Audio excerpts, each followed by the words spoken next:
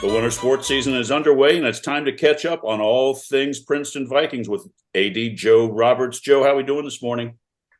Hey, Rob, it is great to be back on here and start the winter season. Doing great. Yeah, it's great to see you.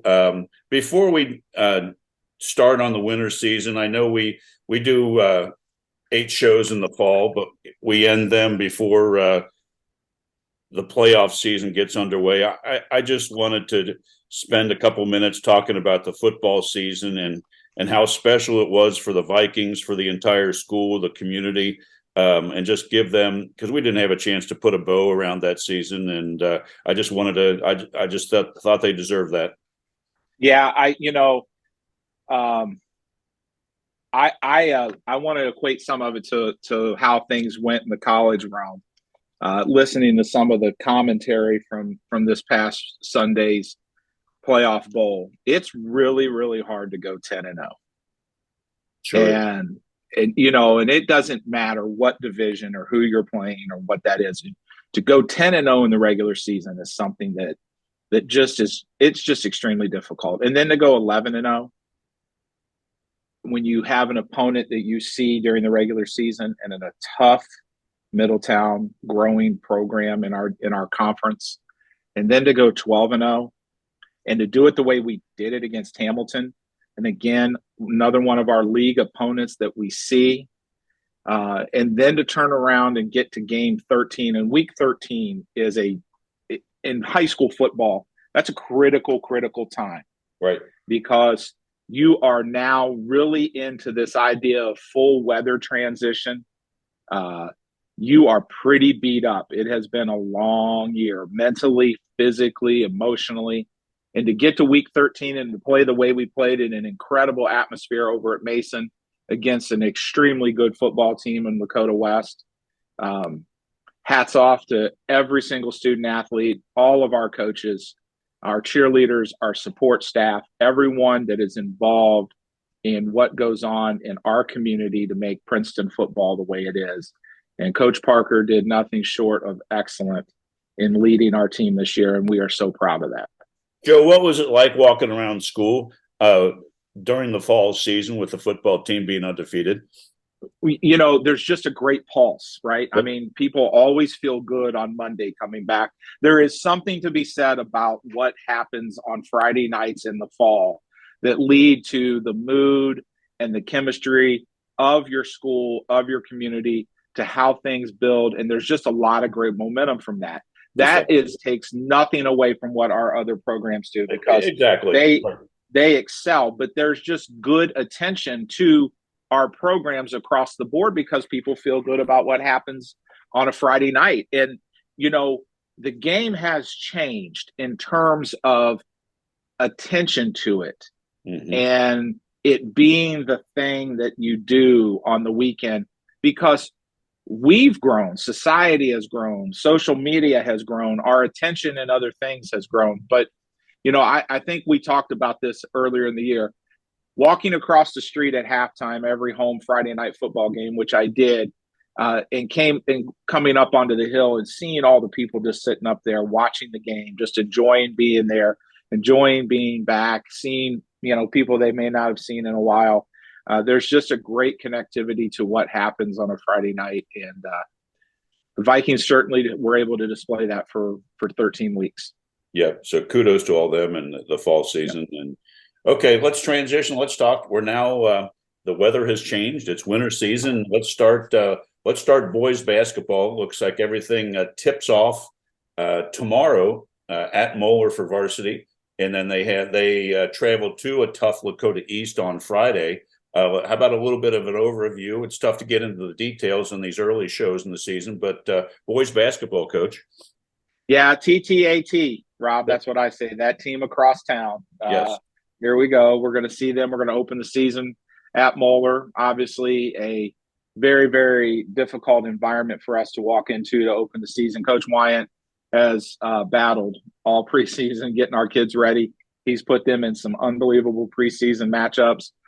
Taking them to some areas. He took them up to Canton McKinley earlier in the year and saw some great competition there. What he expects to see down the road, he took them to Pick Central and put them in front of who, many could say could bring home a state title again this year, and just put our kids in this environment. We're beat up. We've had some early injuries, obviously. Dorian Williams from, the football season, not having his presence there right now. Cliff Cass, our starting point guard, is down right now. But with that all being said, our kids are prepared mentally and they are prepared physically. And Coach Wyant's probably the hardest working coach I can think of. And it's going to be a great game. It just is, coming off of the fact that we beat them last year, right? Game 1, but then turned around and beat them last year in the district championship and got to cut those nets down. So I know Coach Kramer and the Crusaders are going to be ready for that, and they probably still have that in their mind. But so does Coach Wyant and the Vikings. So really looking forward to tomorrow night. Sounds like a fun opener. Yeah, it's going to be a great way to start the season. Yep. All right, let's go over to your state champions. Talk girls basketball. They're already 2-0. Looks like they're going to travel to the Middies on Wednesday, and then going down to Tennessee over the weekend in the Dynamic Girls Hoop Fest. So Coach has got the pedal down already. She's ready to go. She, nothing short of full acceleration. I think she's a Tesla sometimes. She just goes 120 miles an hour. We had a chance over the Thanksgiving break to take on Winton Woods at Sycamore in that Journey to the Tourney or however it's called now Queen tournament, City and that Tip-Off. was Queen City Tip-Off. Thank you. I apologize. That's okay for that. It changes every year. It does, but nonetheless, we had a lot of people say, "Why are we playing Winton Woods at Sycamore? What's that have to do with anything?" Well, I can't think of a better place to play Winton Woods because the environment was incredible. Right. Going back to Coach Wyant, I don't know how many students he brought with him, but it was a packed house. Winton Woods is a good basketball team. Excellent. They are. They're going to be a little bit of a force to deal with. But then she turned right around and took care of business with Sycamore to open up GMC play on Saturday. And I didn't get to see the game due that I was out of town in Canton for state football. But with that being said, we lost 3 really strong seniors that are really, really difficult to replace. But we had 3 sophomores last year that are ready to fill those shoes. And with the addition of Mackenzie Gibbons, who joined us this year, those girls are ready to compete. But I have said this to a lot of people, Rob, and I'll say it now. We had, and I'll just brag on Soleil, and this is not anything short of what we've been able to build, but Soleil and Didi and Lasagna, they had that killer instinct. Like they were ready just to grab the ball, take it, and attack, and really not hold anything back. That's growing in what you see in our young girls right now. Like they're starting to get their legs underneath them.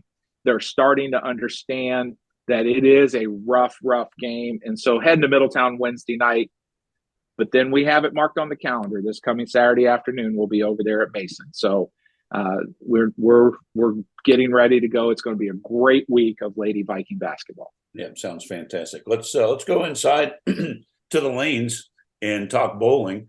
I've learned a little bowling over the years from just broadcasting, and you've taught me some things. And it's just such a fun growing sport in the state of Ohio. And let's talk about Viking bowling. Yeah, Coach Wilson and Coach Simons have gotten us started off early this past weekend. We were over at Roll House Lanes in the Big Blue Bash, and thanks to Hamilton and the team over there for hosting that event for us. When you start the season going against Lakota West, Hamilton, Fairfield, Coleraine, Team Taylor, teams that are traditional bowling megas, powerhouses, Reading. When you see them on a constant basis, there's one thing that comes in mind, and that is we've got to get ourselves ready for the sectional tournament. And you hate to say it because we've had one match in, right? Yeah. But that's the mindset for bowling. We've got to get ourselves as many looks as we can to learn how to knock down as many pins as we can to get us ready for that sectional tournament. And Coach Wilson does an unbelievable job for us, and it's a huge advantage to all of our bowlers. And I say that to anyone. We get to play at Roll House Lanes multiple times. And I go back to golf. from the fall. When Yes. you can get on the district site or the sectional site and you can learn the oil patterns and the techniques and just kind of the lighting that helps a student athlete. And so we love the fact that it's right down the street from our home lanes at Gilmore. Right. We're super excited. We've got a home one this coming Friday with Norwood to get us back into the regular season. But being able to have the access that we have at Gilmore night in and night out, and the beauty to Gilmore, because of our history and our relationship with them, they'll set those oil patterns when time comes to see what we're going to see in the sectionals and the districts. And it's just a great addition. Yeah, it's huge. That's huge. Well, best of luck to them this season. That'll be fun to follow their success. One of the sports we'll cover this week, but it looks like it'll be the only time because their season's over. It's kind of a hybrid fall winter schedule. Is your chess team? They had a very nice season. It's interesting. They start mid-October and end in November. So it's, like I said, it's kind of a hybrid. It's a fall/winter season, but it's so nice that that there's a chess team and they compete in the GMC, and they had a nice year, Joe. They did. They had a great year. It's a great little mid-year break, if you will, because we're right in the middle of either wrapping up or the fall has wrapped up and we're starting the winter, and all along the way we have our chess program. And they headed over last Thursday to Sycamore for the GMC, and we were able to get Scott Lawson and Caleb Irwin second team all conference, and that's huge for the Vikings. And then when our fearless leader, our chess coach, Coach Arnold Franklin, brings home Coach of the Year, what that really represents is the fact that he is recognized in what he's able to do with students. And I can't think of anyone better to lead our students. His presence, his demeanor, and his passion for chess, just tremendous way. And I love watching our kids play. I got to watch them senior night, and it was just great to see.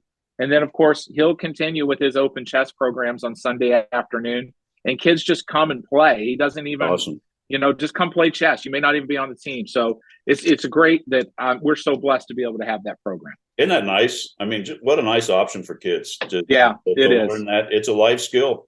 It's a life skill. And anybody that wants to see more on that story, it's right now the lead story on VikeNation.org. When they go to the site, it's right there. It looks fantastic. Absolutely.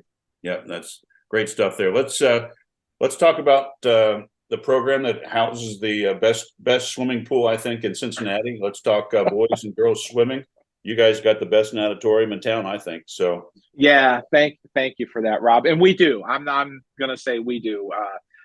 Coach Tamaris, Coach Mickey Abbas, they do a great job. Coach Walker maintaining. Of course, it spins off of how that long water polo season runs. But last week the Vikings opened with Lakota East and Lakota West, and then we had Mount Notre Dame in here midweek, and then we're just right back into it. And it was kind of interesting. We had a winter captains meeting last Wednesday, and was talking to senior Lauren Burns before we got the captains meeting started. And we had swam against East and West the night before, and she says, well, no PRs last night. And I'm like, Lauren, you don't want a PR today. You want a PR in January. You want to start that tapering program, and she knows that. But I love watching our kids swim. I think it's just, some of them are doing it because they want that water polo shape. Sure. But what Coach Mickey Abbas has been able to do in just a short year of really getting into the finite opportunities of the technical side of swimming, it has been great. And we have a new addition coming to the program, a new assistant, and Kelly Reese, and she's going to be joining us here shortly. And looking forward to what she's able to impart, because some of what she swam growing up and some of the techniques really fit to what Coach Mickey Abbas doesn't teach, because it's just not his strong suit in those areas. And she brings a really good mix. So he's going to be able to really hone in and fine tune our kids and get them ready. And just looking forward to really getting the season going after this week. Yeah, it's great. One of the things I love about the pool is it's so fan friendly. I mean, there's great stands. I mean, it's everything. The water, the scoreboard, everything. Yeah. It was very well put together. It's just Yeah, we're it's fortunate, and the depth, I'll tell you, and the depth. And of course that brings some attraction to that water. We've been contacted by a group who runs synchronized swimming, and our pool just happens to be deep enough that they want to bring synchronized swimming here. And I think if that can help us grow, right. then I believe that's something that we're going to take a look at down the road. I'm really excited about having more conversations with them. That's exciting, Joe. Let's stay inside, but let's go on the mat with wrestling. And this year we're going to be able to talk boys and girls wrestling. Yeah, for sure. Coach Powell has geared us up. It is unbelievable. I think the last couple of years, you and I have talked on this show in the winter about numbers. Yes. Well, we don't need to talk about that right now because we're overloaded. We're like 44 kids, 45 kids, and that's boys and girls combined that are together, ready to go this year. And so he has designed a really good schedule for them. We've found ourselves a couple of girls only tournaments that we can get some girls in. I think we're sitting at 5 girls right now.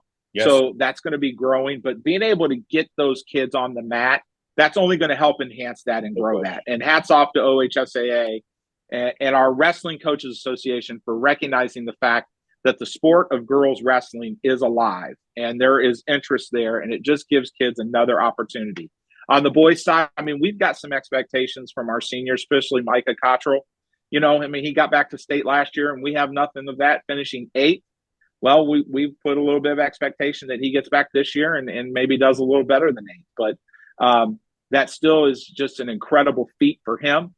And, we're looking forward to seeing them. I think they take off this week as well, maybe head to Barnesville, or maybe that's the week after. But that's going to put them in an environment that sees them where they need to be. I know they are Thursday night at Middletown.